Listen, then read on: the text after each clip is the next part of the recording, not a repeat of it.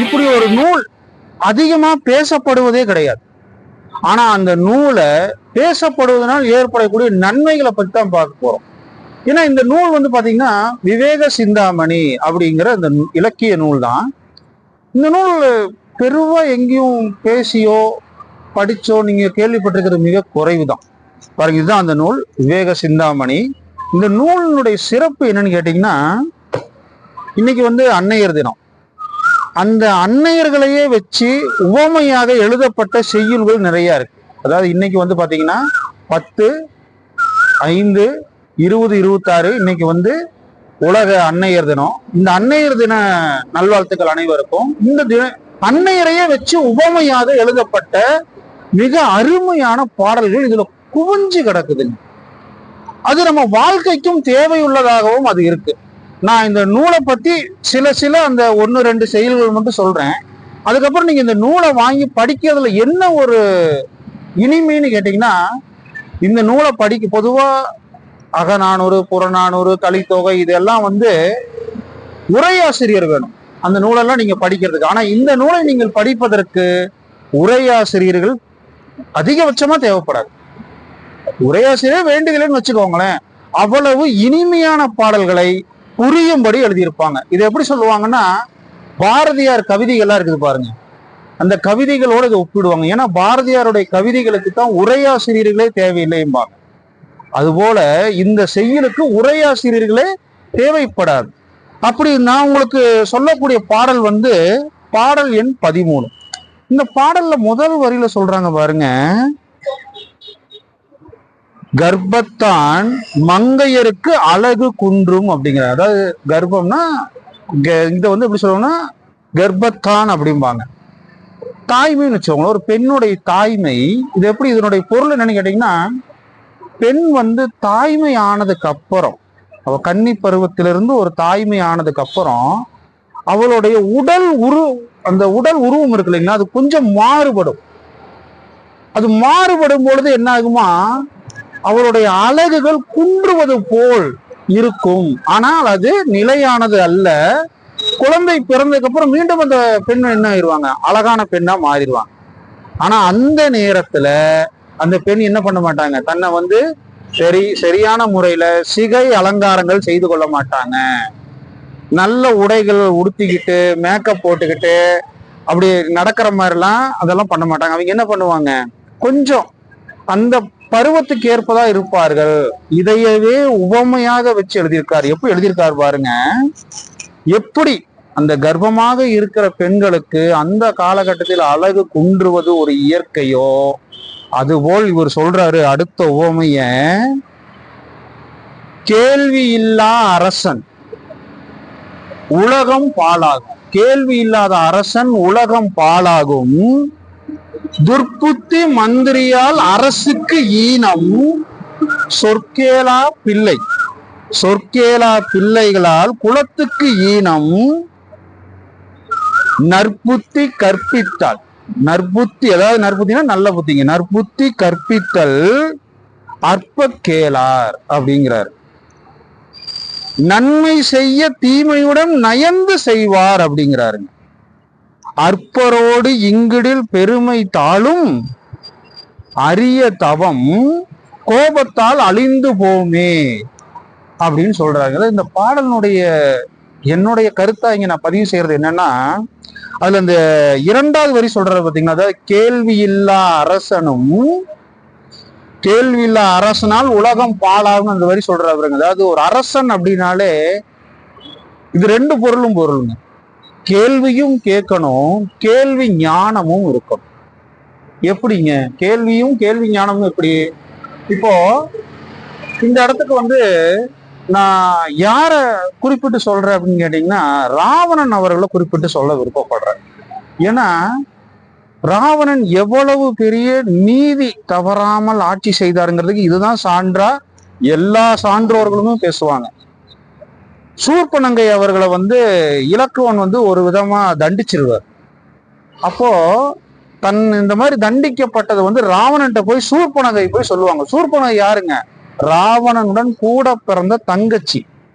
அப்போ ராவணன் ஒரு கேள்வி கேட்பார், உனக்கு இப்படி ஒரு தண்டனை ஒரு ஆண் கொடுக்கும் அளவுக்கு அந்த இடத்தில் நீ என்ன செய்தாய்?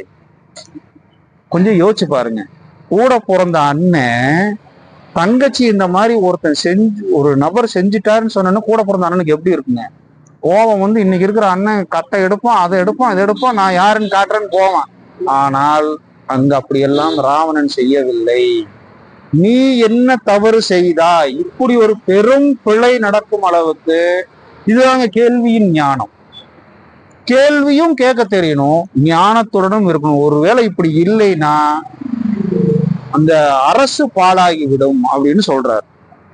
துர்புத்தி, அதாவதுங்க துர்புத்தி மந்திரியால் அரசுக்கு இனமா. அரசன் எப்பேற்பட்ட நல்லவனா வேணா கூட இருக்கட்டுங்க, அவர் தேர்ந்தெடுக்கும் மந்திரிகள் நல்ல புத்திமானா இல்லைன்னு வச்சுக்கோங்க, அந்த அரசனுடைய எல்லா செயல்களும் வீணாகிவிடும். இப்போ இதுக்கும் கூட நான் யார சொல்லலாம் அப்படின்னு கேட்டீங்கன்னா, நான் யாரையும் குறிப்பிட்டு சொல்ல, ஒரு உபமையாக சொல்றேன்னு வச்சுக்கோங்களேன். இன்னைக்கு இருக்க அரசுங்கிறது ஒரு சிஎம்னு வச்சுக்கோங்க. இன்னைக்கு இருக்கக்கூடிய சிஎம்னு வச்சுக்கோங்க, ஒரு உபமைக்கு தானே. சிஎம் அவர்கள் வந்து நிறைய நல்ல செய்திகளை மக்களுக்கு செய்யணும்னு கொண்டு போக முயற்சி எடுக்கிறார். அது யார் மூலமா கொண்டு வருவாருன்னு நினைக்கிறீங்க? இப்போ ஒரு விவசாயிகளுக்கு விவசாயத்துக்கான நிதி ஒதுக்கணும். யார்கிட்ட அந்த பொறுப்பை கொடுப்பாருங்க? நிதியமைச்சர் தான் கொடுப்பார். அந்த நிதியமைச்சர் அதை சரியாக ஆய்வு செய்து விவசாயிகளுக்கு உரிய நேரத்தில் பணம் கொண்டு போய் சேருவதாகட்டும், எல்லா செயல்களையும் செய்வதற்கு மந்திரிகள் நல்ல மந்திரிகளாக இருக்க வேண்டும். அவர்களுடைய சிந்தனை எப்படி இருக்கணுங்களாமா? மக்களுக்கு நல்லது செய்யணும், இதனால் மக்கள் பயன்பெறணும், இதனால் அடுத்த சங்கதியினர்கள் வளரணும் அப்படிம்பாங்க. இதத்தான் மக்களுக்கு வந்து செய்யக்கூடிய நன்மைகள் அப்படிம்பா. அந்த மாதிரி மந்திரிகள் அமையணுங்களாமா. அமையலைன்னா என்ன ஆயிரும்? அரசுக்கே ஒரு அது பழி வந்துருன்னு அவர் சொல்லல, அது ஒரு ஈனம் அப்படிங்கிறார், அது ஒரு ஈன பொழப்பு அப்படிங்கிறார். அடுத்த வார்த்தை சொல்றாரு பாருங்க, இங்க சொற்கேளார். அதாவது நம்ம குழந்தைகளுக்கெல்லாம் வந்து நம்ம சொல்லி கொடுக்கிற நல்லதுகளை அவங்க கேட்கல, புரிஞ்சுக்கல அப்படின்னா என்ன ஆயிருங்க? அவங்களுக்கு குலத்துக்கே ஈனம் வந்துருமா. இது எப்படி நான் சொல்றதுன்னு எனக்கு கொஞ்சம் சங்கடமா தான் இருக்கு. இருந்தாலும் நான் சொல்றேன், இன்னைக்கு இருக்கிற சூழல் இது. நான் அண்மையில ஒரு படத்துல பார்த்த ஒரு காட்சி தான். ஆமா, அண்மையில நான் ஒரு படத்துல பார்த்த காட்சியவே இங்க நான் பகிர்ந்துக்க விரும்புறேன். அது இந்த இடத்துக்கு பொருந்தது. ஒரு காவலரினுடைய மகன், ஒரு 12 வயது தான் இருக்கும் அந்த மகனுக்கு. அவன் வந்து தான் அப்பாட்ட அனுமதி கேட்கறான். எதுக்கு அனுமதி கேட்கறான்? நான் கடல்ல என் நண்பர்கள்லாம் குளிக்க போறாங்க, நானும் போய் கடல்ல குளிக்க போறப்பான்னு சொல்லி மகன் போய் அனுமதி கேட்கறான். அப்பா சொல்றாரு, சரிப்பா நீ போயிட்டு வாப்பா அப்படின்னு. ஆனா அந்த பையனுக்கு நீச்சல் தெரியாது. கடல்ல குளிக்க போன பையனுக்கு நீச்சல் தெரியாது. கடல்ல மூழ்கி இறந்துடுறான். அப்போ அந்த அப்பா வந்து அந்த பையன்கிட்ட பேசணும்னு விருப்பப்படுறாரு இறந்ததுக்கு அப்புறம். அதுக்கு இந்த எங்களுக்கு இதுல நம்பிக்கை இல்லை, இருந்தாலும் அந்த படத்துல அந்த காட்சியை சொல்றோம். அந்த மகனை ஆவியா கூப்பிட்டு வர வச்சு பேசுறாரு. அப்போ மகன் ஒரு கேள்வி கேட்கிறான், ஏப்பா நான் குளிக்கிறதுக்கு வந்து உங்ககிட்ட கேட்டேன், கடல்ல என் நண்பர்கள்லாம் குளிக்க போறாங்க, நானும் குளிக்க போறேன்னு உங்ககிட்ட கேட்டேன், எனக்கு தான் நீச்சல் தெரியாது இல்லப்பா, என்னை ஏப்பா அந்த இடத்துக்கு போறதுக்கு நீங்க அனுமதிச்சிங்கன்னு கேட்கறான். யோசிச்சு பாருங்க. அப்ப அப்பா சொல்றாரு, நீ எனக்கு ஒரே பையன், நீ எது கேட்டாலும் நான் இல்லைன்னு சொல்ல மாட்டேன், அதனால நீ குளிக்க போறேன்னு சொன்னப்பா நான் போனப்பா, உன்னை அனுப்பிச்சு வச்சப்பான்னு சொல்லுவோம். அதுக்கு அந்த பையன் சொல்ற பதிலு, இப்ப நான் யாரும் இல்லாம அனாதையா, வார்த்தை கவனிச்சுப்பாரு, யாரும் இல்லாத அனாதையா இருந்து என்னுடைய வாழ்க்கை முடியும் முன்னே இங்க ஆவியா இருந்து கஷ்டப்படுறனே, ஏப்பா இப்படி பண்ணீங்க, இனியாவது என்னோட அக்காக்கு எது வேணும் வேண்டான்னு சொல்லி கொடுங்கப்பான்னு சொல்றேன். யோசிச்சு பாருங்க. இன்னைக்கு நம்ம பெற்றோர்களாக இருக்கக்கூடிய மகன்களுக்கு நல்லது கெட்டதை சொல்லி தருவதற்கு சில இடங்களில் சில பெற்றோர்கள் தவறி விடுகிறார்கள். இங்க அப்படி போயிருமாமா, குலமே போச்சு இல்ல, பையன் போயிட்டான், அவன் குலம் போச்சு தானே, அப்படி போயிரும். அதாவது சொற்கேளா அப்படிங்கிறாரு. இங்க வந்து சொன்ன சொல் ஒருவேளை அப்பா எல்லாம் சொல்லியிருந்து அவன் போயிருந்தானா இன்னும் சிரமம் தான். அதான் சொல்றாங்க, அதாவது சொற்கேளால் குலத்துக்கே ஈனம் அப்படிங்கிறாரு. அதே போல நற்புத்தி கற்பித்தல், ஒரு நல்லதை வந்து கற்பித்தாலும் அற்பர் கேட்க மாட்டாங்களாம். நீங்க நல்லதை சொல்லி கொடுக்குறீங்க, இந்த அற்ப குணம் கொண்டவர்கள், அதாவது நம்ம அப்பா நல்லதான் சொல்றாரு, இங்க வந்து அப்பான்னு சொல்லல, பொதுவா சொல்றாங்க. நல்லதை சொல்லி கொடுக்கும் போது இந்த அற்பத்தனம் எண்ணம் உள்ளவர்களுக்கு சொல்லக்கூடாதுங்க. அவங்களுக்கு என்னதான் சொன்னாலும் புரியாது. அப்ப நீங்க அவங்களுக்கு வந்து அற்பர் கேளார், அவங்க கேட்க மாட்டாங்க, சொல்லி என்ன பிரயோஜனம்? நற்புத்தி கற்பித்தால் அற்பர் கேளார். அவங்களை விட்டு நீங்க விலகிடுங்க. அதான் சிம்பிளா சொல்லுவாங்க, துட்சனை கண்டா தூர விலகி இல்லப்பா அப்படிப்பாங்களே, அது மாதிரிதான் இதுவும் ஒரு நகைச்சுவைக்காக சொல்றேன், அப்படி நம்ம எடுத்துக்கலாம். மேலும் எப்படி போயிருமா, நன்மை செய்ய மாட்டார்கள் அவர்கள், நன்மை செய்யாமல் தீமையுடன் நயந்து செய்வார்கள். அவங்க தான் செய்யறது தீமைனே தெரியாதான், அது நல்லதுன்னு நினைச்சுக்கிட்டு அதோட ஒன்றி, அதான் நயந்துன்னா ஒன்றிங்க, அதுக்குள்ளேயே இணைஞ்சு செயல்படுவாங்களாம். நல்லது எது கெட்டது என்று புரியாமல் போய்விடும். அற்பரோடு இங்கிடில் பெருமை தாளும். இதனால கோவப்படுறோம் பாத்தீங்களா, அந்த கோபத்தினால என்ன போயிருமா, அரிய தவம் கூட அழிந்து போகும். ஒரு தவம் எப்படிங்க அழியும்? வாய்ப்பே இல்லை. ஒரு தவம் அழிவதற்கான வாய்ப்புகளே இல்லை. ஆனா என்ன சொல்றாங்க, அப்பேற்பட்ட அரிய தவம் கூட அழிந்து போகிவிடும்.